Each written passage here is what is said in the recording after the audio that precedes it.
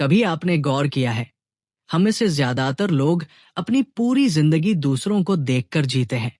कौन क्या कर रहा है, कौन कितना आगे बढ़ गया, कौन हमसे बेहतर है। और इसी तुलना में हम धीरे धीरे खुद से दूर हो जाते हैं। ये कहानी उसी एहसास की है जो हमारी सोच बदल सकती है। एक छोटे शहर में अमन नाम का लड़का रहता था। अमन मेहनती था, ईमानदार था, लेकिन हमेशा बेचैन रहता था। उसका एक ही डर था, लोग मेरे बारे में क्या सोचेंगे। जब भी वो कुछ करना चाहता, किसी की राय उसके कदम रोक देती। कभी दोस्तों की बात, कभी परिवार का डर, कभी समाज की नजरें। धीरे धीरे उसकी जिंदगी दूसरों की उम्मीदों का बोझ बन गई। एक दिन अमन को उसके एक दोस्त ने एक किताब दी, think and grow rich, Napoleon Hill की किताब। वो किताब पढ़ते हुए उसकी नजर एक लाइन पर रुक गई। Don't wait, the time will never be just right. मत रुको, सही समय कभी नहीं आता। अमन ने उस लाइन को बार बार पढ़ा। उसे लगा, यही वो जवाब है जो वो इतने सालों से ढूंढ रहा था। उसने फैसला किया, अब मैं दूसरों की सोच के हिसाब से नहीं जीऊंगा। अब मैं खुद के सपनों के हिसाब से चलूंगा। पहले दिन ही उसने अपने डर से बात की। डर, तू है तो सही, लेकिन मैं अब तुझसे नहीं डरता। वो छोटे छोटे कदम उठाने लगा। हर दिन बस थोड़ा आगे बढ़ना, दूसरों को नहीं, खुद को हराना।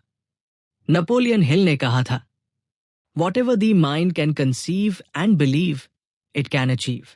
जो मन सोच सकता है और विश्वास कर सकता है, वो उसे पा सकता है। अमन ने ये बात दिल में उतार ली।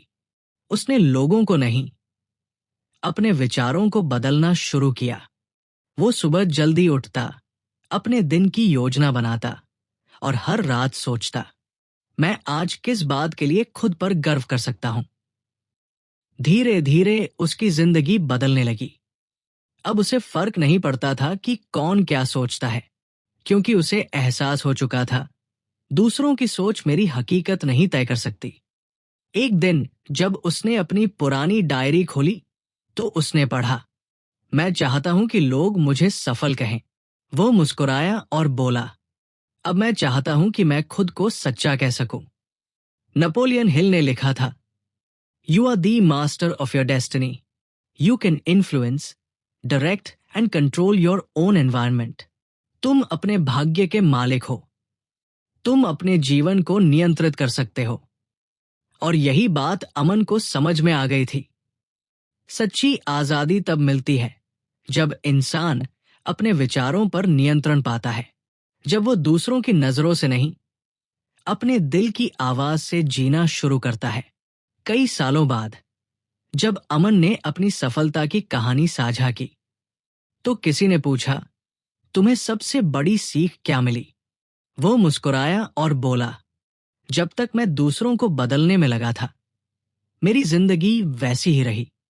लेकिन जब मैंने खुद पर ध्यान देना शुरू किया, जिंदगी ने खुद मुझे बदल दिया। दोस्तों, नेपोलियन हिल की यही सोच हमें सिखाती है, हमारे सपनों का असली दुश्मन कोई और नहीं, वो हमारी अपनी सोच है। अगर तुम खुद पर ध्यान देना शुरू कर दो, अगर तुम खुद से लड़ने की हिम्मत रखो, तो कोई ताकत तुम्हें रोक नहीं सकती। जिंदगी की असली जीत दूसरों को हराने में नहीं, बल्कि खुद को जीतने में है। इसलिए याद रखो, दूसरों पर नहीं, खुद पर ध्यान देना शुरू करो, क्योंकि वही पल तुम्हारी सफलता की शुरुआत बन जाता है। स्वागत है आपका साइक टॉक्स हिंदी में, जहां कहानियां सोच नहीं, जिंदगी बदल देती है।